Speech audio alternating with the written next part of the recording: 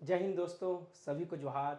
मैं sub inspector के P Singh आप सबों का स्टडी फॉर गोल्स में स्वागत करता हूं। चलिए, जैसे कि आज 17 मार्च 2024 जेपीसी की एग्ज़ाम थी, तो पहला पेपर का बहुत अच्छे ढंग से आंसर की डाला गया है विथ प्रॉपर एक्सप्लेनेशन के साथ। जाकर के देख लीजिएगा, यूट्यूब पे है। अभी हम जेपीएससी की जो दूसरी पेपर है, जो झारखंड की पेपर है, 100 क्वेश्चन को देखने वाले हैं। आइए, इसमें क्या है, हम लोग क्वेश्चन पे ज़्यादा डिस्कस नहीं करेंगे। इस पे हम लोग सिर्फ आंसर की के बारे में बात करेंगे कि इसका बेस्ट अप्रोप्रिएट आंसर की क्या होगा, उस पर डिस्कस करेंगे और उस पर से हम लोग आगे बढ़ते रहेंगे। चलिए, बहुत अच्छे ढंग से एनालिसिस करके आपके समक्ष आंसर की को लाया गया है। जो भी चैनल पे नए हैं, चैनल को लाइक, सब्सक्राइब और शेयर जरूर कर लीजिएगा। साथ ही ये 2 नंबर है, अगर किसी तरह का आपका कोई भी क्वेरी हो तो आप यहाँ से इंक्वायरी कर सकते हैं। चलिए, पहला क्वेश्चन बड़ा ही आसान क्वेश्चन है, लेकिन धीरे धीरे लेवल को अप किया गया है, जो आने अभी आपको प्रश्न में दिखेगा। चलिए, पहला प्रश्न, झारखंड के समस्त जनजातियों में सर्वाधिक जनसंख्या किस जनजाति की है? तो ये राइट आंसर क्या हो जाएगा? आप सबों को पता है सबसे अधिक जनसंख्या क्या है जनजाति में झारखंड में? संथाल है। ठीक है। नागपुरी के प्रथम ज्ञात कवि क्या है? रघुनाथ नृपति है। दूसरा क्वेश्चन, ठीक है, एकदम वन लाइनर क्वेश्चन, जिसको स्टैटिक क्वेश्चन बोला जाता है, उस प्रकार के प्रश्न स्टार्टिंग में दिए गए हैं। 1886 ईस्वी में भीमराव सोलंकी ने डैश फिर द ब्लैंक्स डैश शीर्षक व्याकरण ग्रंथ बनारस से प्रकाशित किया था। तो देखिए, इसमें क्या है, हो काजी या हो दुरंग, यही दोनों में हो दुरंग जो होता है, यही दोनों में से कोई एक होगा। जहां तक मेरा ख्याल है हो दुरंग होना चाहिए। अगला क्वेश्चन है, इसका 3 नंबर क्वेश्चन का आंसर आप लोग देख लेंगे। चौथा क्वेश्चन है, नागपुरी में लिखा गया पुस्तक नागवंशावली के लेखक कौन है? तो नागवंशावली के लेखक कौन है, ध्यान दीजिएगा, बेनीराम मेहता। ठीक है। अगला क्वेश्चन, 17वीं शताब्दी में रचित जगरामी रामायण किस भाषा की एक सुंदर कृति है? तो जगरामी रामायण जो है कुरमाली भाषा की एक सुंदर कृति है। नेक्स्ट क्वेश्चन,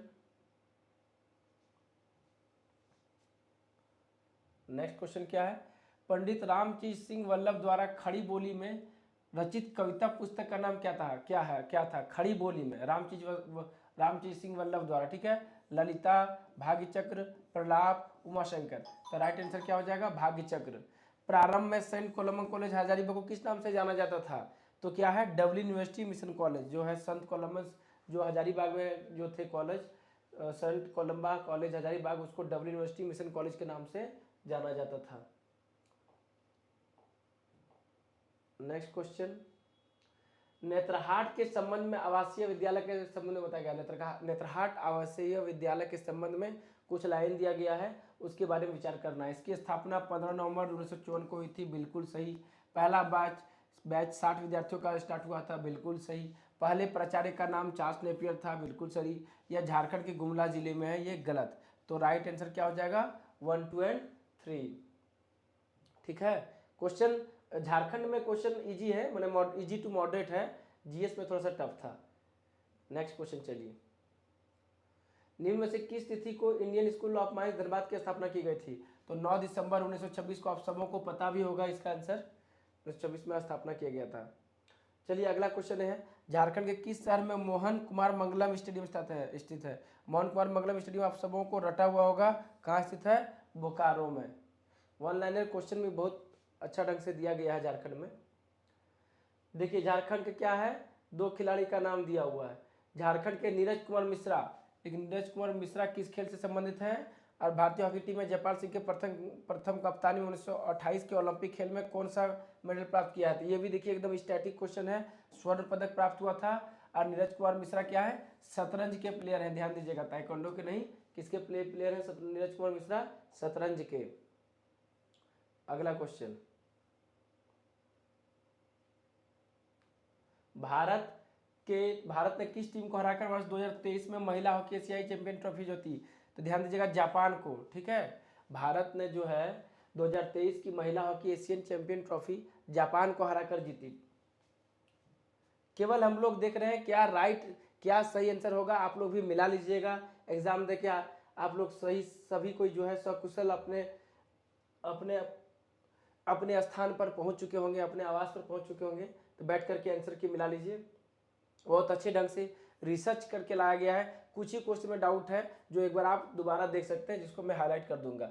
श्री दीपक मंडल किस खेल से संबंधित है? दीपक मंडल क्या है? फुटबॉल के प्लेयर हैं, ध्यान रखिएगा। प्लेयर से तो पूछेगा क्योंकि झारखंड अभी खेल में बहुत आगे आ रहा है। किस प्रकार भारतीय परिसीमन अधिनियम के प्रावधान छोटा नागपुर काश्तकारी अधिनियम 1960 के अंतर्गत आने वाली सभी मुकदमों, अपीलों एवं आवेदन पत्रों पर लागू होते हैं? पूर्णतया लागू होते हैं, लागू होंगे जहां तक इसके प्रावधान छोटा नागपुर काश्तकारी अधिनियम 1960 से असंगत न हो। पूर्णतया लागू नहीं होते हैं, न्यायालयों के निर्णय से होते हैं। तो ध्यान दीजिएगा, राइट आंसर क्या हो जाएगा? बी, लागू होंगे जहां तक इसके प्रावधान छोटा नागपुर काश्तकारी अधिनियम 1960 से असंगत न हो। साइलेंट कर दूं।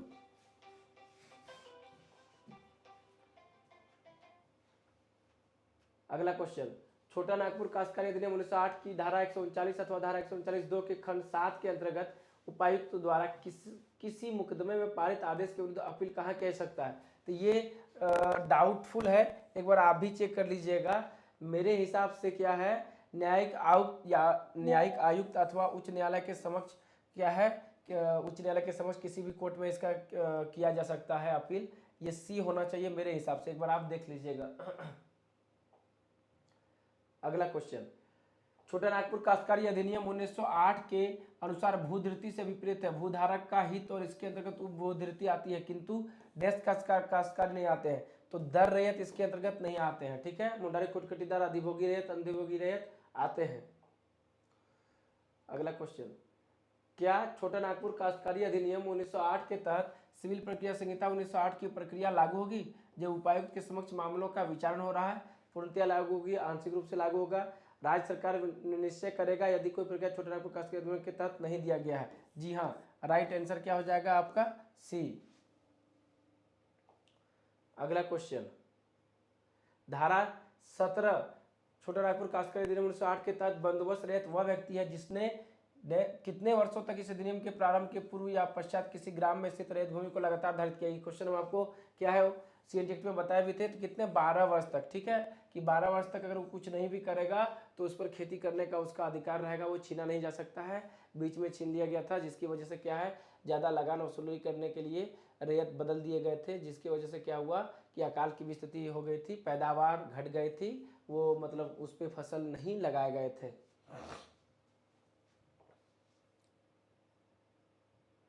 भूमि अधिग्रहण पुनर्वास एवं प्रतिस्थापन अधिनियम 2013 के तहत सरकारी भूमि अधिग्रहण पुनर्वास एवं प्रतिस्थापन प्राधिकरण स्थापित करता है। उस प्राधिकरण की संरचना fill in the blanks dash से मिलकर बनती है। एक व्यक्ति, दो व्यक्ति, तीन व्यक्ति, पांच व्यक्ति। ध्यान दीजिएगा, भूमि अधिग्रहण पुनर्वास एवं प्रतिस्थापन अधिनियम 2013 के तहत 3 व्यक्ति से मिलकर प्राधिकरण की संरचना जो है बनकर तैयार होती है। 2013 से बीच क्या है, भूमि सुधार अधिनियम से भी बहुत सारे क्वेश्चन हैं।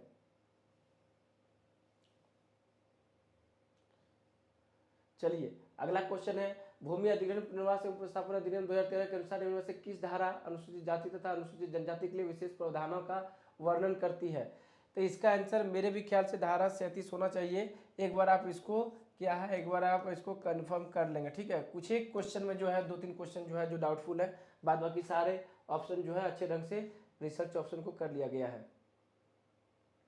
अगला क्वेश्चन, संथाल परगना में भूधारण अधिनियम 1949 के तहत किस धारा में यह कहा गया है कि एक रैयत को अधिकार है कि वह अपने जमीन पर भवन बना सकता है? तो धारा 18 में जिक्र है कि वह क्या है, भूमि पे अपना क्या है, भवन बना सकता है, ठीक है। 22 का भी ठीक। संथाल परगना भूधारण अधिनियम 1949 के अनुसार खाली जोत से क्या तात्पर्य है? खाली जोत से तात्पर्य प्रत्यक्ष विरोध, जोत जिसका रैयत बिना उत्तराधिकारी छोड़े मर गया हो, जोत जिसका उपयोग चारगाह के रूप में होता हो, ए और बी दोनों। तो ध्यान दीजिएगा, राइट आंसर दोनों हो जाएगा। जो खाली जोत को क्या बोलते हैं? प्रत्यक्ष जोत, जिस पर जोत नहीं जोता नहीं जाता, छोड़ दिया गया है, या जोत जिसका रैयत बिना उत्तराधिकारी छोड़े मर गया है, जिसका कोई उत्तराधिकार नहीं हो वैसा रैयत जो मर गया हो उसको भी क्या खाली जोत के अंतर्गत गिना जाता है। अगला क्वेश्चन, संथाल परगना भूधारण अधिनियम 1949 के अनुसार एक चारगाह भूखंड का प्रयोग तथा बंदोबस्त खेती हेतु किया जा सकता है। उपायुक्त की अनुमति से यदि आवश्यक है तो ग्राम प्रधान की अनुमति से कभी नहीं। तो ए और बी दोनों, डी और ए में एक बार आप चेक कर लीजिएगा, मेरे ख्याल से क्या है, डी दोनों होना चाहिए। उपायुक्त के अनुसार यदि आवश्यक है तो ग्राम प्रधान की अनुमति से ही। इसका बेस्ट एप्रोप्रिएट आंसर मुझे भी लगता है ए ही होगा, ठीक है। एक बार आप इसको खुद से देख लेंगे, बेस्ट एप्रोप्रिएट आंसर क्या हो जाएगा, ए। संथाल परगना भूधारण अधिनियम 1949 के तहत दंड का प्रावधान किस धारा में है? ध्यान दीजिएगा, 68 नहीं 67। संथाल परगना भूधारण अधिनियम 1949 के तहत दंड का प्रावधान किया, किसी अगर हेराफेरी करते हैं तो दंड का प्रावधान धारा 67 में है एसपीटी एक्ट के तहत। संथाल परगना भूधारण अधिनियम 1949 की किस धारा में रेती भूमि के विनिमय से संबंधित प्रावधानों का उल्लेख किया गया है? तो रेती भूमि के विनिमय से संबंधित प्रावधान किसमें किए गए हैं? तो धारा 23 में, ना कि 24, 25, 26 इस सब में नहीं किए गए। ध्यान दीजिएगा, रेती भूमि का विनिमय से संबंधित है एसपीटी एक्ट की कौन सी धारा? धारा 23। अगला, एफएसआई की रिपोर्ट के अनुसार झारखंड के किस जिले में वन क्षेत्र का प्रतिशत उसके कुल क्षेत्रफल के प्रतिशत से कम दर्ज किया गया है? तो जामताड़ा। ध्यान दीजिएगा। अगला क्वेश्चन, कुल जनसंख्या के दृष्टिकोण से कौन सा जिला झारखंड का सबसे बड़ा है? तो ये रांची, ठीक है। वर्तमान में कौन सा जिला झारखंड में सबसे अधिक क्षेत्रफल में फैला हुआ है? सबसे अधिक क्षेत्रफल में पश्चिमी सिंहभूम। देखिए दोनों क्वेश्चन जो हैं बहुत इजी क्वेश्चन रखे गए थे, static question, static GK type के क्वेश्चन है ये। लाह की किस्म, लाह या लाख के किस किस्म के उत्पादन का योगदान झारखंड में सबसे ज्यादा है? तो ध्यान दीजिएगा, ये बेसिकली क्या होना चाहिए? ये कुसुमी का सबसे ज्यादा उत्पादन है, लेकिन ऑप्शन में कहीं आपका दिया कातकी, वैसाखी, जेठवी, अगनी, उस हिसाब से आपका क्या हो जाएगा? कातकी हो जाएंगे। चलिए, हैंडलूम हथकरघा की सहकारी समितियां सबसे ज्यादा झारखंड के किस भाग में स्थित है? दक्षिण छोटानागपुर, कोल्हान, पलामू, संथाल परगना। तो ध्यान दीजिएगा, संथाल परगना। हैंडलूम हथकरघा की सहकारी समितियां सबसे ज्यादा झारखंड के किस भाग में स्थित है? तो संथाल परगना में सबसे ज्यादा आपका है, उधर है, ठीक है। दुमका, गोड्डा, देवघर। किस किस्म का रेशम उत्पादन झारखंड में सबसे ज्यादा होता है? तो तसर रेशम का उत्पादन झारखंड में सबसे ज्यादा होता है। अगला क्वेश्चन, जमशेदपुर में टाटा अभियंत्रण एवं लोकोमोटिव टेल्को की स्थापना कब हुई थी? तो ध्यान दीजिएगा, 1907 गलत आंसर है। टेल्को की स्थापना 1945 में हुई थी, ठीक है। ये 1907 में टिस्को था, ठीक है। 1907 में टिस्को था और 1945 में टेल्को था। तो बहुत कोई क्या करेंगे, 1907 को मार करके आएंगे, नहीं, ठीक है। 1907 टिस्को, टेल्को है 1945, ध्यान रखिएगा। अब बूढ़ाघाट जलप्रपात किस नदी पर है? कांची, घाघरी, दामोदर, बुरहा। तो बूढ़ाघाट जलप्रपात जो है बुरहा नदी पर है, ठीक है। बुरहा यहाँ लिखा हुआ है, तो यही आंसर होगा, घाघरी नहीं, ठीक है। बूढ़ाघाट जलप्रपात किस नदी पर स्थित है? बुरहा नदी पर है, बुरहा उसी को लिखा गया है। निम्नलिखित, अगला क्वेश्चन आइए, निम्न में से झारखंड में सबसे ऊंचा बिंदु स्थान कौन सा है? तो नेतरहाट, ठीक है। डाल्टनगंज के नजदीक किस किस्म का लोहा पाया जाता है? तो मैग्नेटाइट, ठीक है। मैग्नेटाइट अयस्क की जो है झारखंड में सबसे ज्यादा पाए जाते हैं। अगला क्वेश्चन, झारखंड पुनर्वास एवं पुनर्स्थापन नीति 2008 के उद्देश्यों में शामिल क्या क्या है? ठीक है, तो केवल परियोजना के उद्देश्य से भूमि के न्यूनतम क्षेत्र का अधिग्रहण किया जाना चाहिए। जहां तक संभव बंजर भूमि, कम उर्वरा शक्ति वाली या गैर सिंचित भूमि पर परियोजनाएं स्थापित की जा सकती हैं। जहां तक संभव एससी व एसटी के समूह की भूमि, बहुफसली भूमि और सिंचित भूमि का इस्तेमाल यथासंभव नहीं होना चाहिए। तो ये भी सही है, बी भी सही है, सी भी सही है। उपयुक्त सारे क्या है कथन जो दिए गए हैं सही दिए गए। ओके, चलिए अगला क्वेश्चन, झारखंड पुनर्वास और पुनर्स्थापन नीति 2008 के अनुसार उन सभी परियोजनाओं से संबंधित पुनर्वास और पुनर्स्थापन योजनाओं के कार्यान्वयन की प्रगति की समीक्षा और निगरानी के लिए एक राज्य स्तरीय निगरानी समिति होगी, जिनके लिए नीति लागू होती है। इस समिति का अध्यक्षता कौन करेगा? ध्यान दीजिएगा, जब भी झारखंड पुनर्वास और पुनर्स्थापन नीति 2008 जो बनी है उसमें जो नीति निर्धारण करेंगे, उस 3 स्तरीय राज्य स्तरीय जो निगरानी समिति होगी उसकी अध्यक्षता कौन करेंगे? तो उसकी अध्यक्षता हमारे मुख्यमंत्री करेंगे, ठीक है। अभी चंपई सोरेन जी कर रहे हैं। अगला क्वेश्चन, झारखंड पुनर्वास और पुनर्स्थापन नीति 2008 के अनुसार परिवार में शामिल है क्या? परिवार में उसका जीवन साथी भी शामिल होगा, मतलब उसकी वाइफ, उसके अवैध बेटे और बेटियां भी शामिल होंगी, उसके अवैध भाई और अवैध बहनें भी शामिल होंगी। सारे लोग क्या हैं? शामिल होंगे। झारखंड पुनर्वास पुनर्स्थापन नीति जाकर के कोई भी बुक में देखिएगा, उसमें जो डेफिनेशन वाला कॉलम होता है उसमें सारा चीज दिया गया है। झारखंड उद्योग पुनर्वास योजना 2003 पुनर्वास या पुनरुद्धार के प्रस्ताव वाले सभी मामलों पर लागू होते हैं, जो कि बंद इकाई और बीमार इकाइयाँ, कमजोर इकाइयाँ। तो दोनों होंगे, ध्यान रखिएगा, जो बंद इकाई और बीमार इकाई है या फिर जो कमजोर इकाई है, उन सारी चीज़ों पे झारखंड उद्योग पुनर्वास योजना 2003 पुनर्वास या पुनरुद्धार उसको करेगा, सब पे लागू होते हैं। Jharkhand vision and action plan 2021 से 2020 तक 25,000 बुनकरों के लिए रोजगार सृजित करने तो एक मेगा हैंडलूम क्लस्टर स्थापित करने का प्रस्ताव झारखंड के किस जिले में किया गया है? तो देखिएगा दुमका, गोड्डा, एक थोड़ा सा इसको भी आप लोग चेक कर लीजिएगा, मेरे ख्याल से क्या है, गोड्डा होना चाहिए। एक बार इसको भी आप लोग आंसर चेक कर लेंगे। चलिए, डाटा है 2011-12 के स्थिर मूल्य पर झारखंड के बजट 2022-23 के अनुसार अनुमानित सकल घरेलू उत्पादन जीएसडीपी क्या है? सकल राज्य घरेलू उत्पादन जीएसडीपी 2022-23 में कितना था, कितना है? तो इकाई दाही सैकड़ा हजार 10 लाख 4,01,997 करोड़ रुपए था आपका। ठीक है, ये डाटा से है, बिल्कुल सही इसका आंसर है। अगला, गोमिया बोकारो में स्थित भारतीय विस्फोटक लिमिटेड की स्थापना कब की गई थी? गोमिया में जो है विस्फोटक कारखाना की स्थापना कब की गई थी? 1954 में।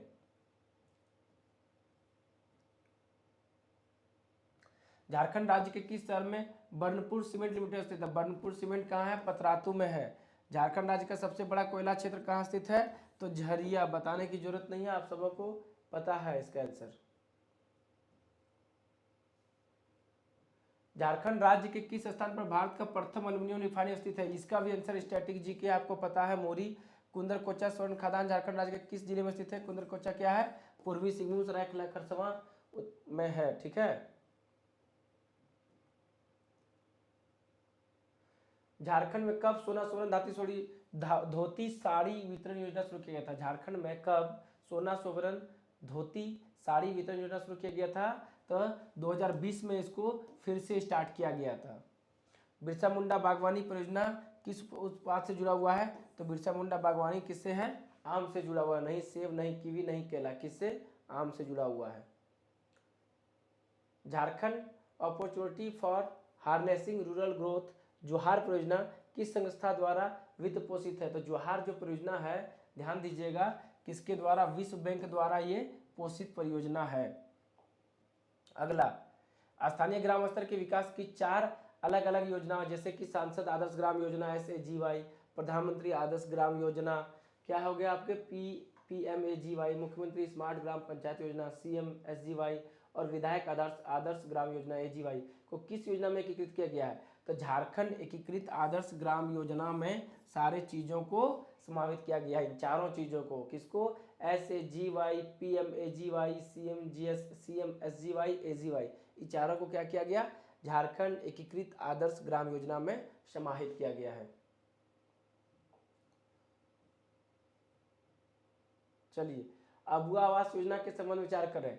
इसकी शुरुआत 15 अगस्त 2023 को की गई है। इसमें वैसे लाभार्थियों को आवास देने का प्रावधान है जिन्हें प्रधानमंत्री आवास योजना के तहत मकान मिला हुआ है। कौन सा कथन सही है, नहीं है? तो देखिएगा, केवल 2 सही है, ठीक है, एक गलत है। इसकी शुरुआत 23 में नहीं की गई है। इसमें वैसे लाभार्थियों को आवास देने का प्रावधान है जिसमें प्रधानमंत्री आवास योजना के तहत मकान मिला हुआ, ठीक है, अबुआ आवास योजना के तहत इसमें दिया जाएगा।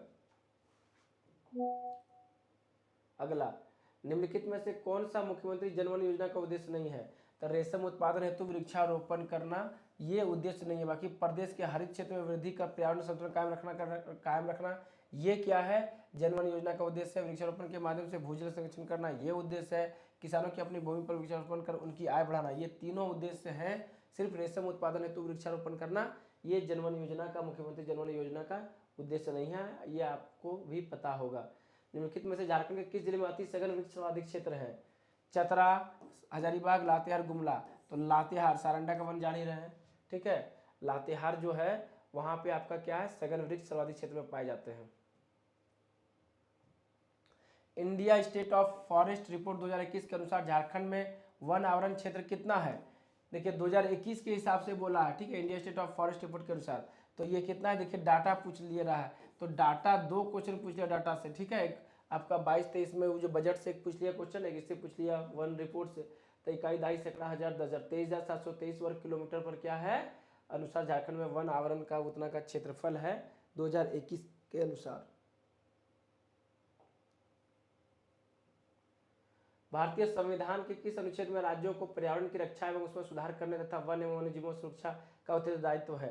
तो ध्यान दीजिएगा, अनुच्छेद 48A में क्या है? पर्यावरण की रक्षा एवं उसमें सुधार करने तथा वन्य जीवों की रक्षा का सुरक्षा का उत्तरदायित्व किस में है? अनुच्छेद 48A में। झारखंड का बेतला राष्ट्रीय उद्यान किलोमीटर क्षेत्र में फैला हुआ है, तो 226 वर्ग किलोमीटर में झारखंड का बेतला राष्ट्रीय उद्यान फैला हुआ है, ध्यान रखिएगा 226, राइट ऑप्शन बी। झारखंड में गिद्धों की संख्या में तेजी से कमी होने का कारक क्या है? पशुओं में दावों को अनियंत्रित उपयोग, शिकारियों द्वारा गिद्धों का अंधाधुंध शिकार, गिद्धों के प्राकृतिक वास में ध्वनि प्रदूषण, गिद्धों के प्राकृतिक वास में जल प्रदूषण। तो ध्यान दीजिएगा, पशुओं में दवाओं का अनियंत्रित उपयोग। क्यों? क्योंकि गिद्ध आपको पता है मांसाहारी है, तो वो क्या है, कहीं भी अगर वैसा उनको मिल जाता है, वो मरे हुए जो अगर सेवन करते हैं, तो ऐसे में क्या है, दवाई उनके शरीर में चली जाती है और उससे गिद्धों की मृत्यु होती है। तो ये तीनों से सबसे बेस्ट अप्रोप्रिएट आंसर, और यही आंसर होगा, पशुओं में दवाओं का अनियंत्रित उपयोग से ही क्या है, गिद्धों में मृत्यु हो रही है।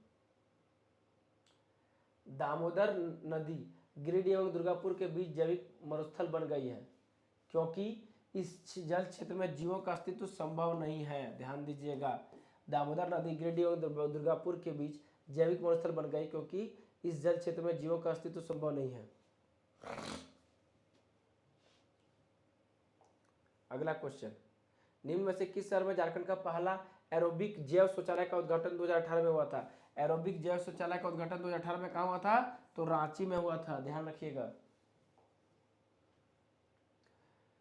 निम्न में से कौन से कारक झारखंड के जैव विविधता को नुकसान पहुंचा रहे हैं? अंधाधुंध शहरीकरण, अनियोजित और अनियंत्रित औद्योगिकरण, बढ़ती जनसंख्या और घटते वन। तो ये सारे फैक्टर जो है उपयुक्त सभी, मतलब ऑल दीज फैक्ट्स सभी जो है जैव विविधता को क्या है, नुकसान पहुंचा रहे हैं।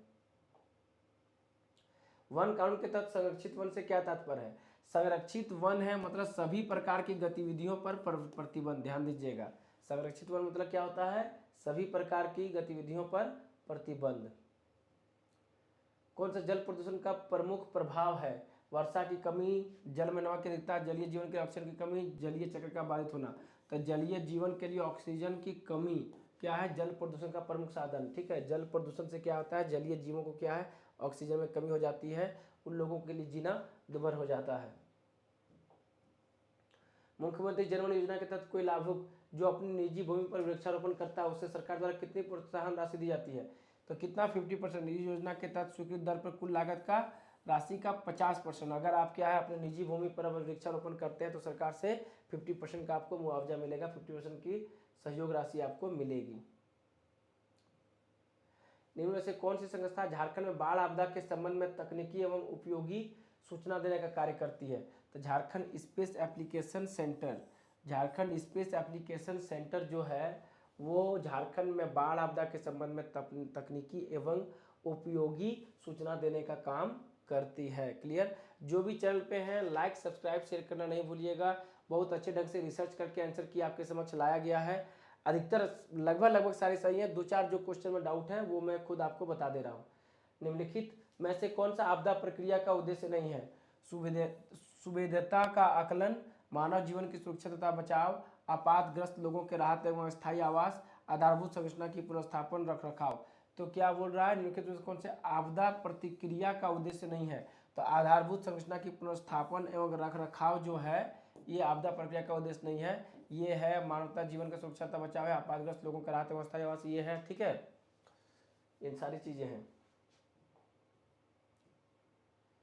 भूकंप संवेदनशीलता की दृष्टि से झारखंड के संपूर्ण क्षेत्र को किस भूकंपीय क्षेत्र में रखा गया है? तो क्या कीजिएगा, जोन 2 और जोन 3 में रखा गया है। संपूर्ण झारखंड को क्या है भूकंप के आधार पर जो बांटा गया, zone 1 zone 2, phase 1 phase 2 phase 3 phase 4, इस प्रकार फेज 2 और 3 में झारखंड को रखा गया है। निम्न में से कौन सा उष्णकटिबंधीय चक्रवात 2021 में पूर्वी तटीय राज्यों के साथ साथ झारखंड को भी प्रभावित किया था? फनी, बुलबुल, यास, हुदहुद। तो याद रखिएगा, हुदहुद नहीं, यास। क्या है? यास। तो यास जो आप देख रहे हैं ये उष्णकटिबंधीय चक्रवात था जिन्होंने पूर्वी तटीय राज्यों के साथ साथ झारखंड को भी प्रभावित किया था। कौन सा झारखंड का सर्वाधिक सूखाग्रस्त जिला? रांची, दुमका, हजारीबाग, पलामू।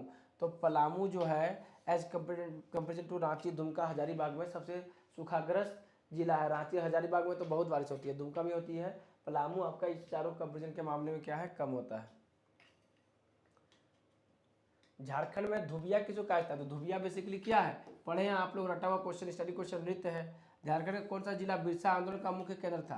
तो बिरसा आंदोलन का मुख्य केंद्र क्या था? खूंटी। अभी हमारे महामहिम राष्ट्रपति जी भी आए थे।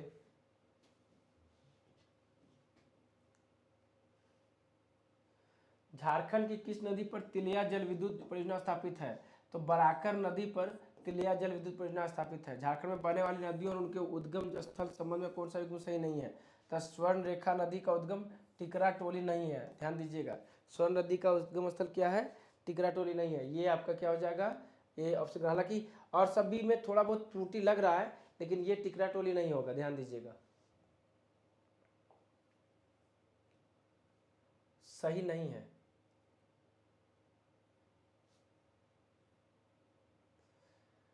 अगला क्वेश्चन, जतरा ताना भगत ने किस वर्ष शुद्धि आंदोलन की शुरुआत की थी? शुद्धि आंदोलन की शुरुआत हुई थी कब? जतरा ताना भगत ने 1914 में की थी। डॉक्टर जानूम सिंह सोय को किस क्षेत्र में पद्मश्री 2023 से सम्मानित किया गया? पद्मश्री मिला है शिक्षा और साहित्य में। जानूम सिंह सोय को पद्मश्री पुरस्कार मिला है किसमें? शिक्षा और साहित्य में, ध्यान दीजिएगा। झारखंड राज्य में संचालित झारखंड मुख्यमंत्री सारथी योजना का संबंध किससे है? छात्रों को निःशुल्क कोचिंग से। झारखंड राज्य में संचालित झारखंड मुख्यमंत्री सारथी योजना का संबंध किससे है? छात्रों को निःशुल्क कोचिंग से, ध्यान दीजिएगा, सारथी, छात्रों के निःशुल्क कोचिंग। नागवंशी शासन व्यवस्था के बारे में निम्न में से कौन सा कथन सही नहीं है? तो ध्यान दीजिएगा, इसमें भी थोड़ा डाउटफुल है। नागवंशियों का नाम बदलकर पट्टी कर दिया गया था, ये सही लग रहा है। नागवंशियों ने पराग पंचायत को एक प्रशासनिक इकाई के रूप में स्वीकार किया, ये भी सही है, ठीक है। मानकी का नाम बदलकर सही नहीं है। तो भुहेरी पराग पंचायत एक अस्थायी संस्था थी, ये जहाँ तक मेरा ख्याल है ये आंसर होना चाहिए डी। आप इसको भी एक बार चेक कर लेंगे।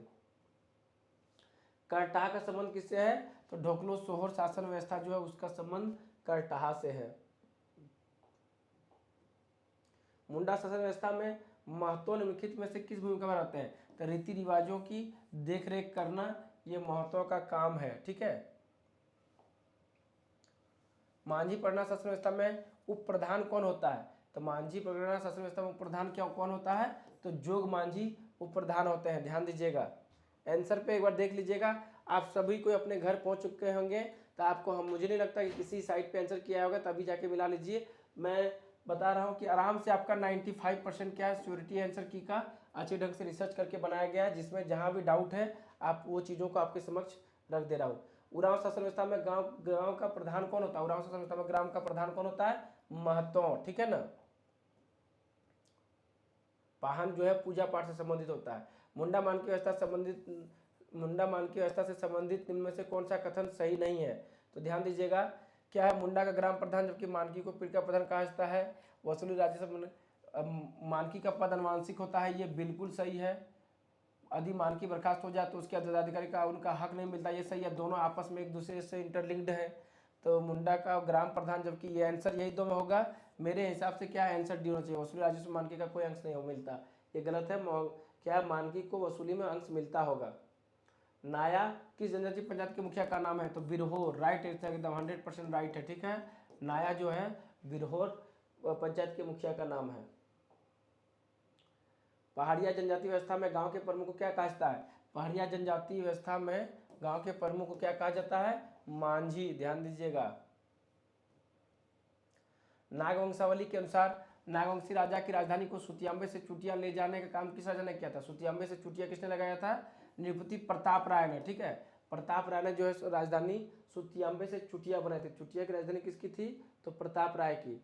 1855-56 के हुल का नेतृत्व हजारीबाग में किन्होंने किया था? तो लुबिया मांझी और बेरू मांझी ने, ध्यान दीजिएगा। हुल का नेतृत्व हजारीबाग में 1855-56 में लुबिया मांझी और बेरू मांझी ने किया था। छोटा नागपुर कैथोलिक सभा के पहले अध्यक्ष कौन थे? तो बेनिफिस लकड़ा, ध्यान दीजिएगा, ये भी स्टैटिक क्वेश्चन है, इंपॉर्टेंट है, कई बार बताया है। छोटा नागपुर कैथोलिक सभा के पहले अध्यक्ष कौन थे? तो बेनिफिस लकड़ा। रामजीत हांसदा, कौन कौन? रामजीत हांसदा, बुधराय किस्कू और चंद्राय टुडू। देख रहे हैं एकदम भीतर से नाम दिया गया। किस आंदोलन से जुड़े हैं? तो संथाल हुल से जुड़े हैं।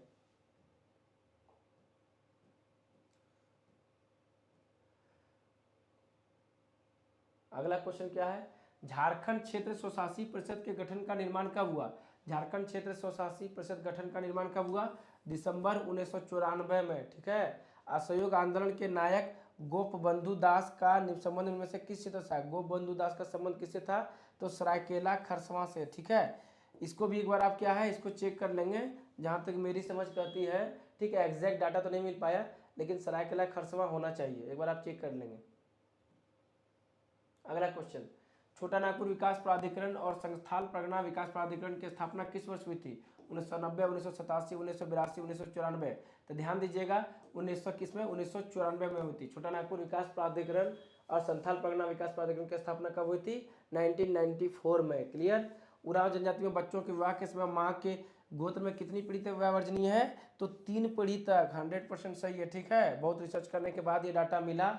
7-10 में कन्फ्यूज हो रहे थे तो कन्फ्यूज नहीं होइएगा कि 3 पीढ़ी तक जो है विवाह वर्जनीय होता है।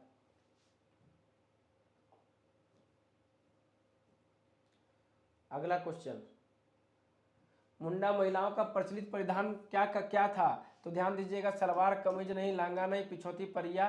तो परिया, बुक में क्या दिया? परिया परिया, ठीक है। तो क्या आंसर मानिएगा? परिया। 100% सही है। चलिए, झारखंड के तीसरे राज्यपाल कौन थे? पता होगा, वेद मारवा, ठीक है। 2022-23 के बजट में झारखंड सरकार ने सबसे ज्यादा पैसा 13.54% किस पर खर्च किया?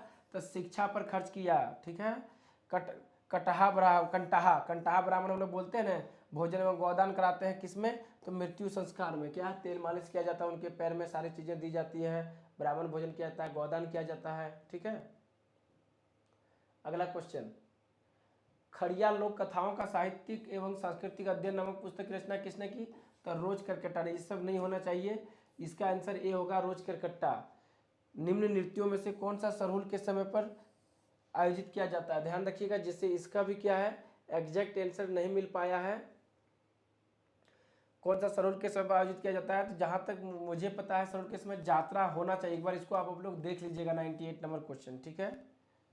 चलिए, अब हम लोग आखिरी सेकेंड लास्ट क्वेश्चन कर रहे हैं पेपर 2 का। सामान्यतः विवाह के अवसर पर गाया जाने वाला क्या है? डोमकच लिखा हुआ है, ध्यान दीजिएगा, डमकच होता है। डम मतलब होता है आपका क्या? डमरू, और कच मतलब होता है केस। तो डमरू की आकार में महिलाएं केस बना लेती है, और ये शादी ब्याह के 15 दिन पहले इसका गाना का अवसर ये सब चालू हो जाता है, ठीक है। और सारी चीज़ें चलती हैं, नाच गान सब होता है इसमें, सारे तरह का मतलब बेसिकली क्या है, बेसिकली आपका क्या है, विवाह के अवसर पर ही गाया जाता है। लड़का के यहाँ भी और लड़की के यहाँ भी 15 दिन से पहले ही डमकच खेलने की प्रथा है, अभी भी गांव में और हर जगह इस चीज़ को खेला जाता है।